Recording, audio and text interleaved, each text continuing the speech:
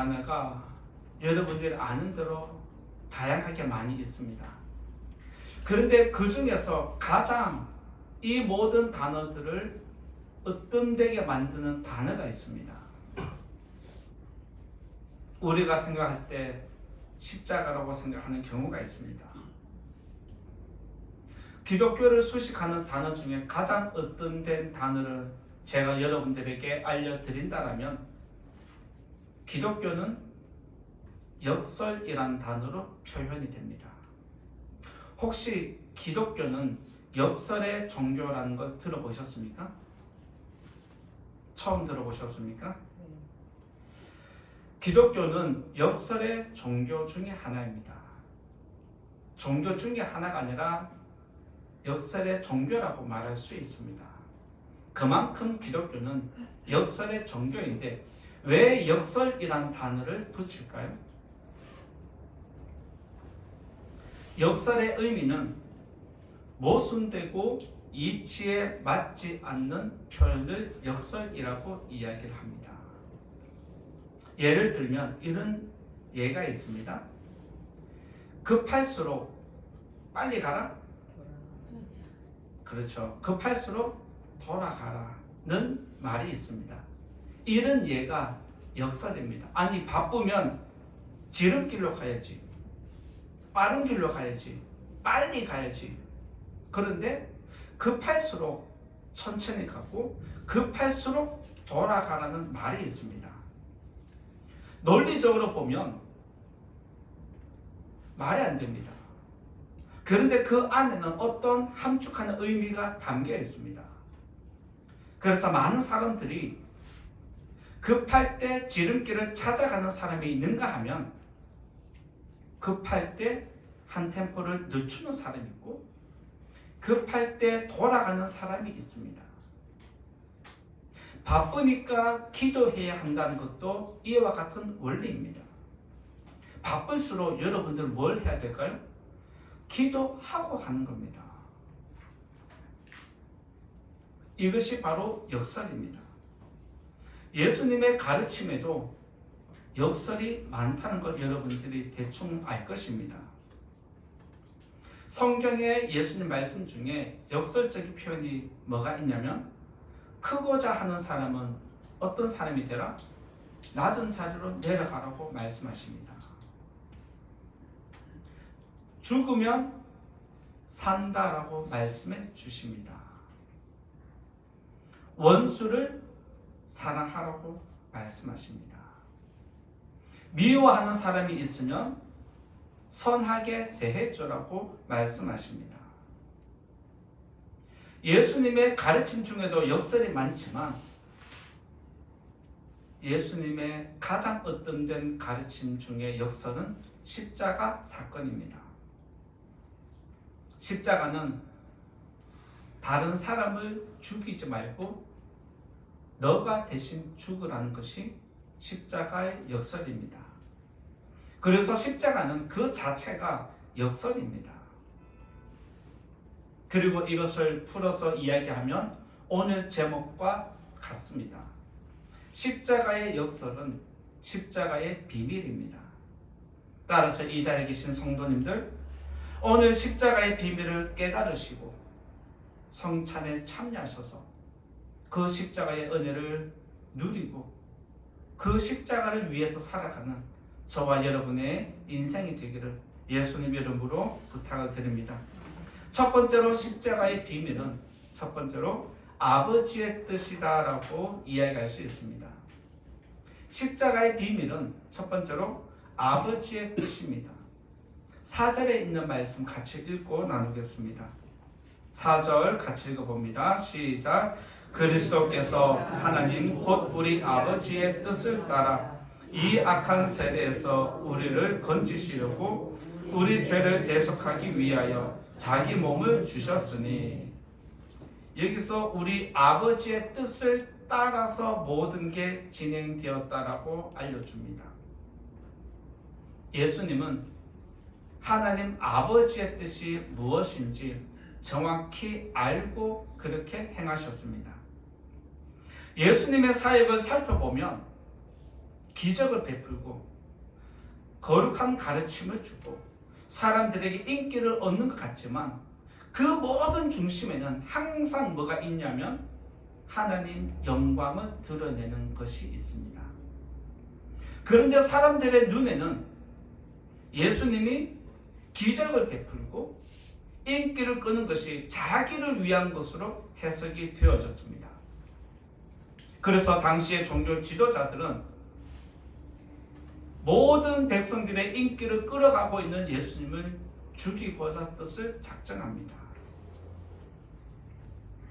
예수님이 행하신 기적을 살펴보시고 예수님이 가르쳐 주신 말씀을 한번 쭉 읽어보면 여러분들도 인정할 겁니다.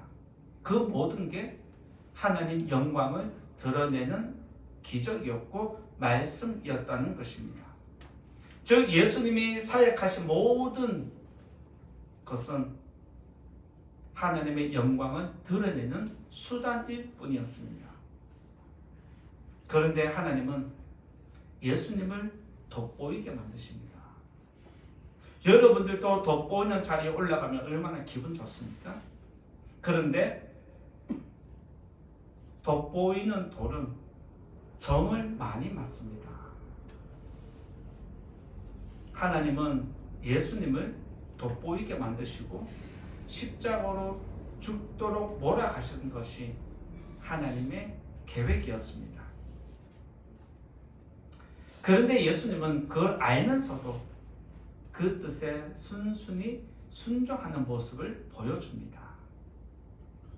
예수님은 내가 이 땅에 온 목적은 이것이다 라고 스스로 고백한 말씀이 있습니다. 마태복음 20장 28절에 보면 인자가 온 것은 섬김을 받으려 함이 아니라 도리어 섬기려 하고 자기 목숨을 많은 사람의 대속물로 주려 함이니라고 가르쳐 주셨습니다. 다시 말씀드리면 예수님은 죽으려고 이 땅에 태어났다는 뜻입니다. 여러분들은 죽으려고 태어나셨습니까? 아니죠. 예수님은 죽으려고 태어나셨습니다. 그리고 아무런 상관이 없는 죄인들을 위해서 자기 목숨을 내어놓으셨습니다. 예수님은 십자가 지시고 십자가에 못 박혔을 때 너무 괴로워서 자신의 그 고통의 소리를 담아냈습니다. 십자가의 고통이 어떤지 아시면서도 십자가의 죽음을 외면하지 않았다는 것이 성경의 기록입니다. 따라서 십자가에서 죽는 것은 생명을 얻는 길입니다. 믿으시기 바랍니다. 십자가에서 죽는 것이 아버지 뜻이기 때문에 예수님은 십자가에서 내려오지 않으셨습니다.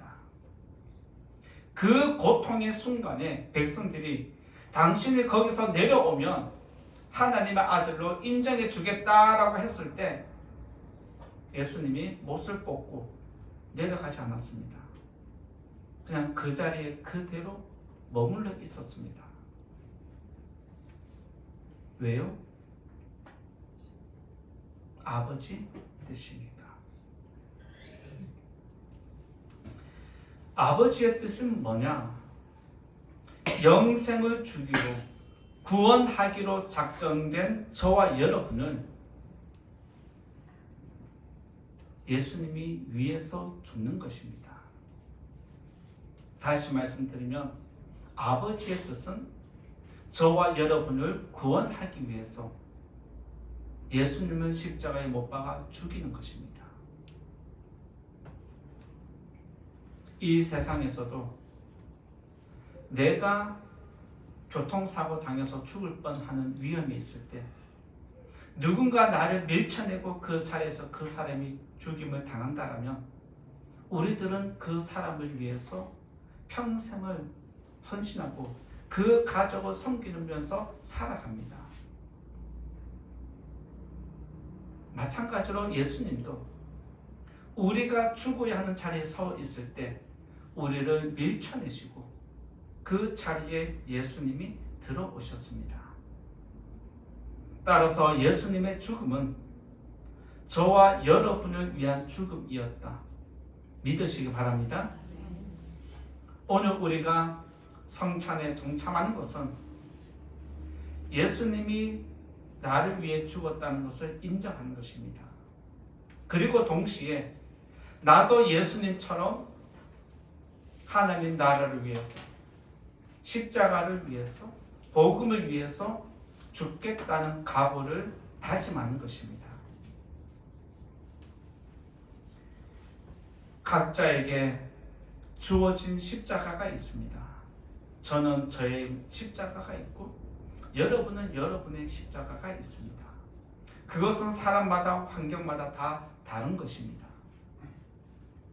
여러분에게 주어진 십자가가 있을 텐데 그것을 외면하지 마시고 그 십자가를 지고 가는 게 생명을 얻는다 믿으시기 바랍니다. 그 십자가를 지고 생명을 얻고 다른 사람까지 살리는 거룩한 성도님 되시기를 예수님 이름으로 부탁을 드립니다. 두 번째 말씀드릴 것은 다른 복음은 없다라고 말씀드리고자 합니다. 십자가의 비밀에서 두 번째는 다른 복음은 없다라고 말씀드리고자 하는데 6절과 7절 같이 읽어보겠습니다. 6절 7절 읽어봅니다. 시작. 그리스도의 은혜로 너희를 부르신 이를 이같이 속히 떠나 다른 복음을 따르는 것을 내가 이상하게 여기노라. 다른 복음은 없나니 다만 어떤 사람들이 너희를 교란하여 그리스도의 복음을 변하게 하려 함이라. 예수님 외에 다른 구원은 없다. 믿으십니까? 네. 이 말씀을 하나님은 오늘 여기서 다른 복음이 없다라고 가르쳐 주십니다. 하나님은 구원의 길은 하나밖에 없다라고 가르쳐 주십니다. 만약 율법을 온전하게 지켜서 구원받을 수 있다면 구원의 길은 두 개가 됩니다. 그러면 율법이 완전하지 않기 때문에 구원이 안 되느냐? 그건 아닙니다. 사람은 율법을 완전하게 지킬 수 없다는 걸 이야기하는 겁니다. 만약 사람이 율법을 지킬 수 있어서 구원을 얻는다면 구원의 길은 두 개가 됩니다. 그런데 그 율법을 사람이 온전하게 지킬 수 없기 때문에 한계가 있기 때문에 하나님이 예수님을 보내어 주셔서 이제는 믿음으로 구원을 얻도록 새로운 길을 열어 주셨습니다. 이것이 복음입니다. 믿으시기 바랍니다. 만약 여러분들이 예수님 안 믿고 내가 내 영혼을 관리해서 말씀대로 잘 살면 구원받을 수 있다면 그렇게 하시면 됩니다. 그런데 그게 쉽지 않습니다. 수도원에 들어가서도 산 깊은 골짜기 들어가서도 도시를 떠나서도 자기 영혼을 온전하게 지킬 수 없는 게 인간의 한계입니다. 그래서 하나님은 믿음으로 구원을 얻도록 길을 열어 놓으셨습니다. 하나님이 율법을 폐하고 왜 믿음의 길을 열어주셨느냐? 율법은 다른 말로 하면 행위 구원입니다. 율법은 무슨 구원이다? 행위 구원입니다. 행위 구원의 근거가 무엇입니까? 내가 무엇을 해야 구원을 얻는다는 논리입니다. 그래서 세상에 있는 모든 종교는 내가 노력한 만큼 구원을 얻는다라고 가르침을 줍니다. 따라서 세상에 있는 모든 종교는 행위 구원입니다. 여러분들이 알고 있는 종교를 한번 생각해 보십시오. 불교, 천주교, 원불교, 천도교, 여러분들이 알고 있는 조상신 섬기는 거, 샤머니즘, 한번 다 생각해 보십시오. 우리가 알지 못하는 다른 종교들까지 다 살펴보면 그 모든 뿌리에는 행위 구원이 들어가 있습니다. 그게 행위 구원의 모토가 율법입니다. 그런데 기독교는 행위 구원을 배척을 하고 믿음으로 구원을 얻는다라고 감히 선언을 합니다. 이 세상의 모든 종교를 대적하는 것이 바로 기독교 종교입니다. 오늘 우리가 읽은 6절에서 9절 말씀 한 절 한 절 각 절마다 무엇을 이야기하냐면 다른 복음을 언급하고 있습니다. 6절에도 다른 복음, 7절에도 다른 복음, 8절에도 다른 복음, 9절에도 다른 복음을 이야기합니다. 다른 복음은 무엇이냐? 행위 구원을 총칭하는 단어입니다. 하나님은 예수님을 통해서만 구원을 얻을 수 있다라고 마태복음 1장에서 알려주셨습니다. 예수님도 구원의 길은 나를 통해서만 가능하다라고 선포를 하셨습니다. 요한복음 14장 6절에 보면 나로 말미암지 않고는 아버지께로 올 자가 없다라고 선언을 하시므로 구원을 얻으려면 영생을 얻으려면 반드시 나를 거쳐야 한다라고 알려주셨습니다. 복음은 어려운 게 아닙니다. 복음은 단순합니다. 복음이 왜 쉽고 단순할까요? 어린 아이도 구원에 이를 수 있도록 하나님이 낮춰 놓으셨습니다. 어린 아이라 할지라도 복음을 들으면 구원을 얻도록 만들어 놓은 것이 복음입니다. 그래서 복음은 어린 아이라고 해서 구원 얻지 못하는 것 아닙니다. 복음이 무엇입니까? 예수님을 믿는 것입니다. 얼마나 단순합니까? 얼마나 간단합니까? 예수님 믿으세요. 구원받습니다. 굉장히 쉽고 단순함에도 불구하고 사람들은 믿지를 않습니다. 왜 그럴까요? 내가 예수 믿어서 구원받을 것 같으면 막 살아도 된다는 생각이 사람들에게 있습니다. 그래서 사람들은 이렇게 쉬운 복음이라면 믿을 수 없다라고 이야기를 합니다. 왜요? 내가 아무것도 안 했는데 믿기만 하면 구원 얻는다고? 그런 게 어디 있어? 내가 무엇인가 고행을 해야지. 내가 무엇인가 노력을 해야지. 내가 무엇인가 포기해야지. 내가 무엇인가 해야 한다라고 생각하는 게 율법입니다. 그래서 세상 사람들은 예수님 믿으면 구원 얻습니다라고 이 단순한 진리를 거부합니다. 그래서 하나님은 사람의 어리석음을 이렇게 지적하십니다. 이사야 55장 8절에 보면 내 생각이 너희 생각과 다르다라고 말씀하십니다. 그리고 내 길은 너희가 생각하는 길과 다르다라고 말씀하십니다. 내 생각이 너희와 다르고 내 길이 너희와 다른 것은 구원의 길이 다르다는 것을 이야기합니다. 내가 구원을 줄 수 있는 선택은 예수 믿는 것 외에는 없다는 거예요. 그런데 사람들은 내가 무언가 해야 한다라고 생각을 합니다. 오늘 성찬에 참여한 것은 나의 구원은 예수님밖에 없다는 것 인정하는 것입니다. 내가 성찬에 참여하는 것은 예수님이 나의 구원이라는 걸 인정하는 것과 같은 것입니다.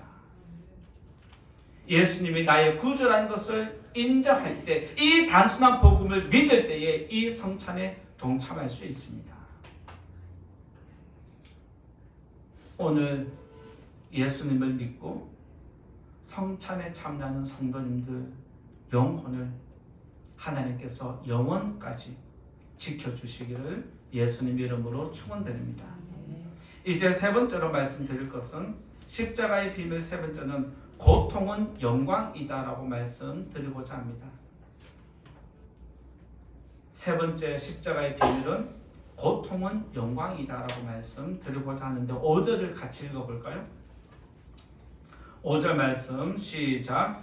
영광이 그에게 세세토록 있을지어다. 아멘. 예수님에게 주어진 영광은 세세무궁토록 송축하는 것입니다. 여기서 세세토록 있을지어다는 것은 영원의 영원을 이야기합니다. 즉 하나님 나라가 영원히 지속되기를 바라는 축복의 말씀입니다. 그러면 이런 영광이 거저 주어지느냐? 아니라는 것입니다. 예수님이 세세무궁토록 영광을 받기 전에 무엇을 하셨습니까? 4절 말씀 보면 저와 여러분을 위해서 십자가에서 죽었다는 것을 전제하고 있습니다. 따라서 고통을 겪지 않으면, 십자가에서 죽지 아니하면 이런 영원한 영광은 우리에게 주어지지 않는다는 것을 의미합니다.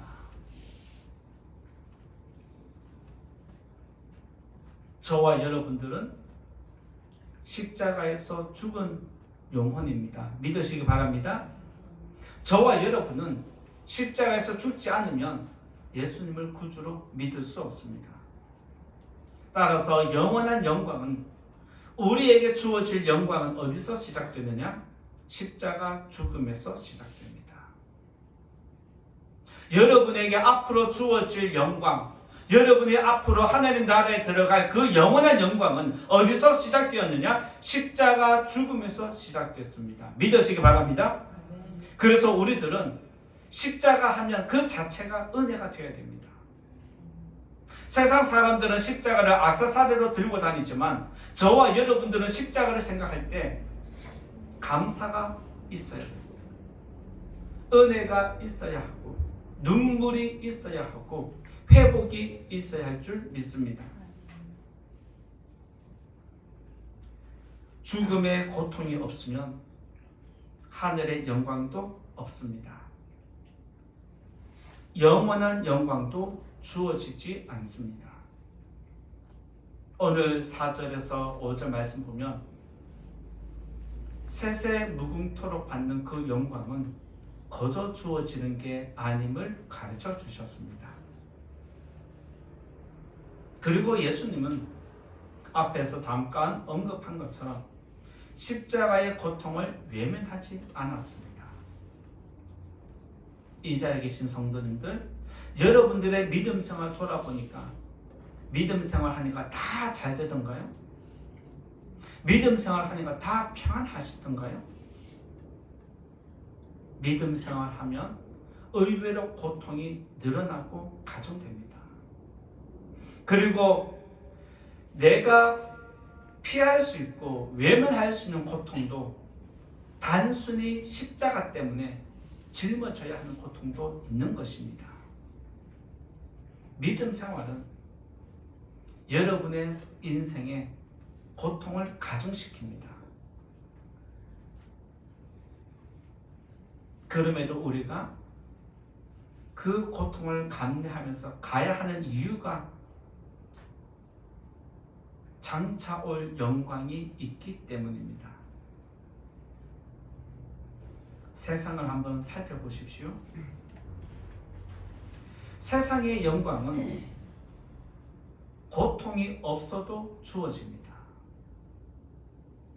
세상의 영광은 내가 굳이 고통 안 당해도 주어지고, 내가 다른 사람에게 고통을 가중시키면 가중시킬수록 세상의 영광은 더 커지고 높아집니다. 그래서 세상 사람들은 악이 일어나는 것입니다. 하지만 우리가 가야 하는, 우리가 추구하는 하늘 영광은 다른 사람에게 고통을 주지 말고 다른 사람에게 주고 싶은 고통을 너가 가지라고 가르쳐 줍니다.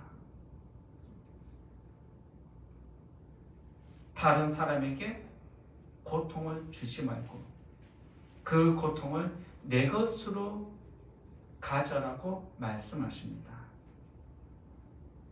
그래서 하늘의 영광은 십자가의 고통을 받아들이는 사람에게만 주어지는 특별한 영광인 줄 믿으시기 바랍니다. 십자가의 영광은 여러분들에게만 주어지는 특별한 영광인 줄 믿으시기 바랍니다. 그러면 우리가 믿음 생활할 때 일어나는 고통 피해야 할까요? 받아들여야 할까요? 그렇게 하시기 바랍니다. 그렇게 하시기 바랍니다. 토요일날 청소해야 되는데 안 나오시면 안 됩니다. 아시겠죠? 이건 고통이라고 말을 할 수도 없는 차원이죠. 믿음 생활에는 영광에 따르는 고통이 있다는 걸 기억해야 됩니다. 만약 여러분이 다른 성도들보다 더 큰 영광 받기를 원한다면 더 큰 고통을 감내해야 합니다. 작은 영광을 원하면 작은 고통 받으면 되고 더 큰 영광을 원하면 더 큰 고통을 받을 수 있을 만큼 여러분들이 각오하셔야 합니다.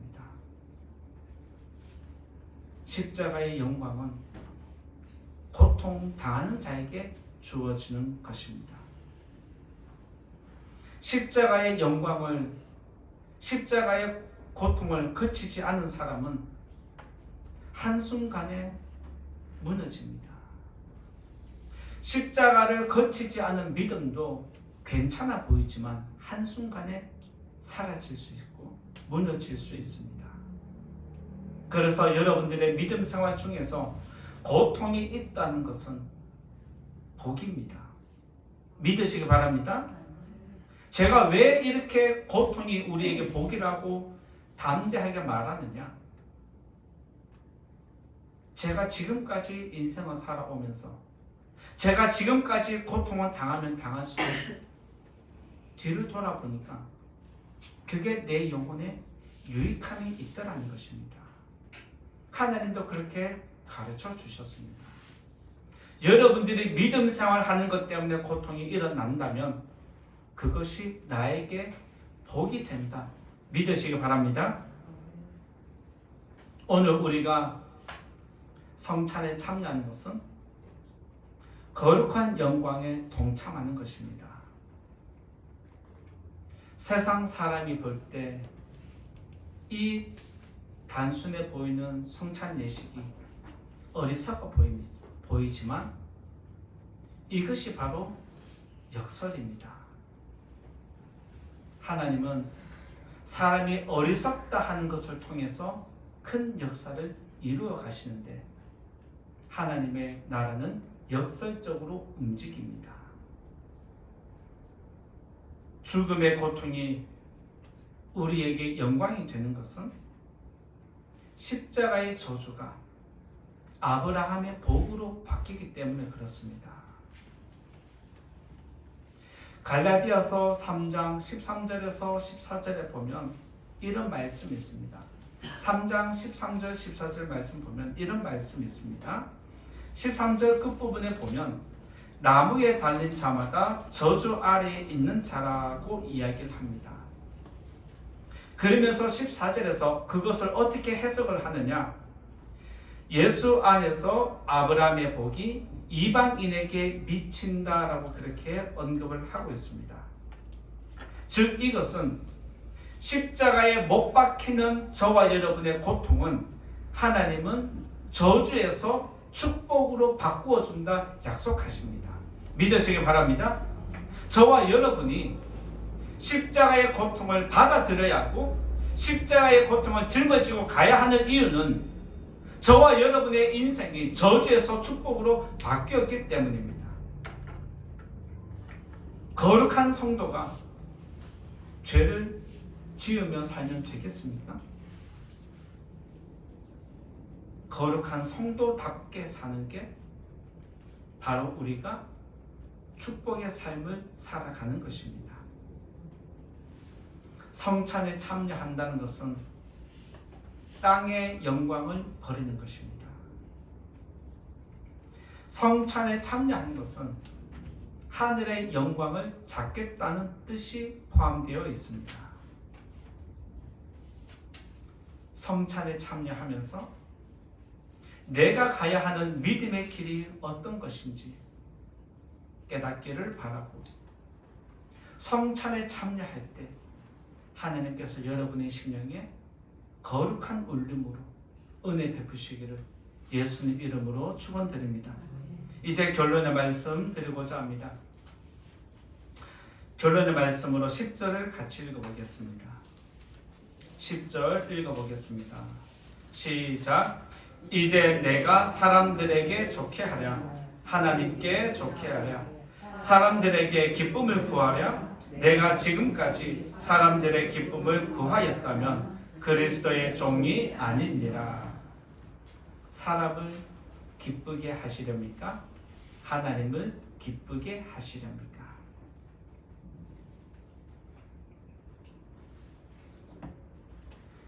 사람과 세상을 위해서 살지 말고 하나님 나라를 위해서 살아가는 성도님 되시기 바랍니다. 십자가는 역설입니다. 따라서 우리의 믿음 생활도 역설적이어야 합니다. 십자가는 저주를 축복으로 바꾸는 거룩한 능력이 있습니다. 십자가는 여러분의 인생을 바꾸는 터닝 포인트입니다. 따라서 오늘 말씀 듣고 십자가의 비밀을 깨닫기를 원하고, 오늘 말씀에 있는 것처럼 하나님을 세세 묵음토록 성축하는 성도와 교회가 되기를 예수님 이름으로 축원드립니다. 말씀을 생각하면서 같이 기도하면 좋겠습니다.